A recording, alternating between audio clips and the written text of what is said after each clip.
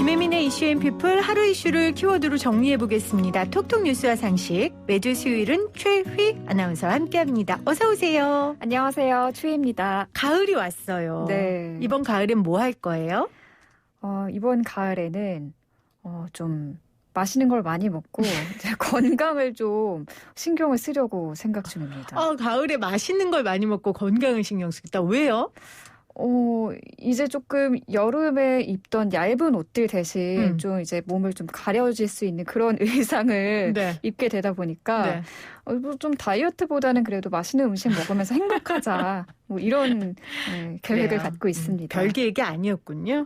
네, 별 계획 아닌 걸 참 열심히 설명했어요. 지금 3018님이 뱅크의 가을의 전설이라니 추억이 새록새록하네요. 미사리 카페에서 정시로님과 화장실에서 만나서 인사했었는데 라고 하셨는데 이 노래 알아요? 뱅크의 가을의 전설? 저 지금 처음 들었는데 너무 좋더라고요. 너무 좋죠. 네, 오늘 또 이렇게 가을비가 이렇게 조금씩 내리는 날에 너무 잘 어울리는 곡이네요. 저를 많이 울렸던 노래예요. 뭐 결혼 전에 거기까지 할게요. 알겠습니다. 자, 오늘 주제 어떤 거예요? 네, 오늘은 백신 패스에 대해서 알아보겠습니다. 백신 패스. 아까 팁1에서도 제가 좀 짧게 전해드리기도 했는데 백신 패스 정확히 어떤 건가요? 접종자에게 발급되는 일종의 접종 증명서 같은 겁니다. 다중이용 시설을 이용할 때 접종자와 미접종자를 구분해서 백신 패스가 있는 사람만 출입을 허가하는 제도라고 할 수 있겠는데요. 단계적 일상 회복, 위드 코로나가 시행되면 이 사적 모임 제한이나 영업시간 제한이 완화되거나 사라지는 만큼 이 다중이용 시설에서 감염자가 많이 나올 수 있기 때문에 이를 억제하기 위한 조치이기도 합니다. 자, 그러면 백신 패스는 왜 필요한 걸까요? 최근 확진자가 연일 4자릿수에 머무르면서 미접종자를 중심으로 감염이 확산되는 양상을 보이고 있습니다. 이에 방역당국은 단계적 일상회복, 위드 코로나로 가기 위해서는 이 미접종자의 방역이 중요하다고 강조하고 있는데요. 이 백신 패스를 도입해서 여럿이 모인 장소에 미접종자의 입장을 제한해서 감염을 사전에 막겠다는 것입니다. 자, 그러면 백신 패스 제도가 도입된다면 구체적으로 어떤 게 달라질까요? 현재 방역당국은 백신 패스를 도입할지 여부부터 백신 패스 적용 대상, 또 활용 방안 등을 논의 중입니다. 이 손영래 중앙사고수습본부 사회전략반장은 백신 패스 검토 계획만 나왔을 뿐이고 구체적인 방법은 확정되지 않았다고 밝혔는데요. 다만 백신 패스의 목적이 미접종자로부터의 감염을 막기 위한 것이기 때문에 이 공연장이나 경기장 같이 많은 사람이 모이는 감염 위험 시설에는 백신 패스를 도입할 것으로 보입니다.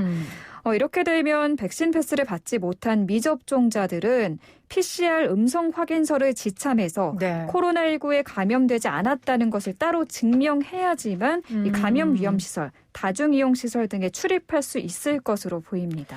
자, 만약에 백신 패스가 도입이 돼서 이렇게 미접종자의 시설 출입이나 이용을 제한한다면 여기에 대해 반대하는 사람도 있을 것 같아요. 왜냐하면 백신 접종을 선택적으로 안 하는 분들도 계시니까요. 네, 맞습니다. 확산세를 꺾는 데는 이 백신 패스가 필요하다는 의견이 대다수지만 방금 PD님이 말씀하신 것처럼 이 미접종자에 대한 차별로 이어질 수 있다면서 이 반대하는 목소리도 이어지고 있습니다. 이 백신에 대한 불안감으로 선택적으로 자의적으로 맞지 않는 분들은 백신 접종은 개인의 선택의 문제이다. 불이익을 줘서는 안 된다는 입장이고요. 기저질환이 있거나 건강 상태 등의 이유로 맞고 싶어도 맞지 못하는 분들도 있거든요. 그런 분들도 있겠네요. 네, 이분들은 미접종자의 다중이용 시설 방문 제한은 과한 처사다라면서 반대하고 있는 상황입니다. 근데 방문 제한을 하는 건 아니잖아요. 증명을 하면 들여보내주는 거잖아요. 네, 그 PCR 음성 확인서를 직접 하면은 방문이 가능합니다.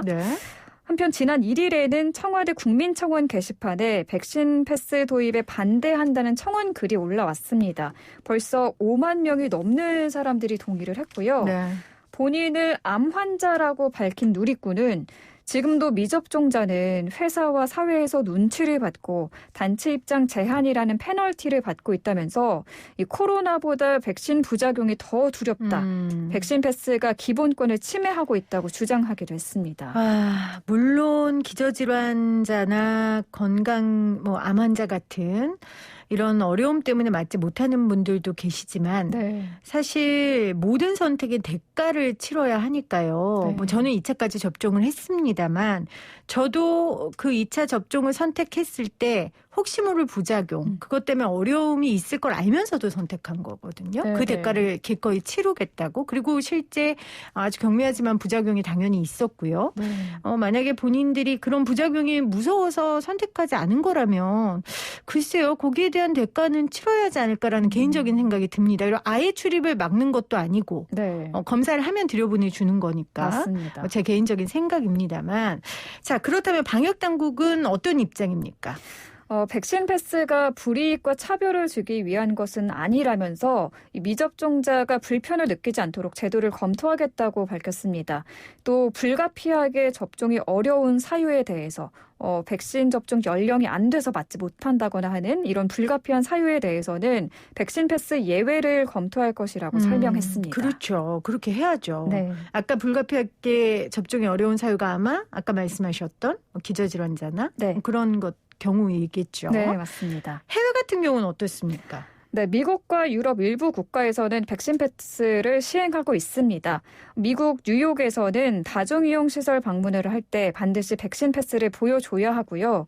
독일에서는 백신 접종자나 감염 후 완치자에게 이 백신 패스를 발급하는데요. 요양원이나 영화관 등을 출입하려면 백신 패스가 있어야 한다고 합니다. 접종률이 좀 높아지고 코로나19 유행이 어느 정도 통제되면 백신 패스 적용 범위를 줄이거나 이 제도 자체를 해제한다고 합니다. 다만 이탈리아와 프랑스에서도 이 백신 패스를 반대하는 시위가 일어나기도 했습니다. 네. 오늘 보이는 라디오에 거의 500명 가까운 분들이, 450명 가까운 분들이 지금 함께 해주고 계신데, 그래서 이 보이는 라디오 창에 의견들을 남겨주고 계세요. 뭐 감수해야 하지 않을까 싶은데요라고 남기신 분도 계시고, 우리 엄마도 암 환자인데 맞으셨어요. 또 일단 백신 패스가 나와서 콘서트 같은 행사가 다시 재개됐으면 좋겠습니다. 이렇게 남겨주셨습니다. 자, 오늘 최휘 아나운서와 함께 백신 패스 제도에 대한 이야기 나눠봤는데, 자, 퀴즈 어떤 겁니까? 네, 코로나19 백신을 맞지 않은 사람은 다중이용시설의 출입을 제한하는 이것은 코로나19 백신 접종자에게 발급되는 일종의 접종 증명서 같은 건데요. 자, 이것은 무엇일까요? 1번 백신 패스, 2번 프리패스. 네, 1번 백신 패스, 2번 프리패스. 단문 50원, 장문 100원의 유료 문자 샵 0945 우물정 0945로 정답 보내주시면서 오늘 정답에 대한 여러분들의 생각 아까 보이는 라디오 창에 남겨주신 분들처럼 남겨주시기를 바랍니다. 그런데 선물을 받으시려면 보이는 라디오 창에 남기시면 안 돼요. 네. 제가 개인정보가 필요하기 때문에 단문 50원, 장문 100원의 유료 문자로 보내주시면 되겠습니다. 톡톡 뉴스와 상식 오늘은 최휘 아나운서와 함께했어요. 고맙습니다. 감사합니다.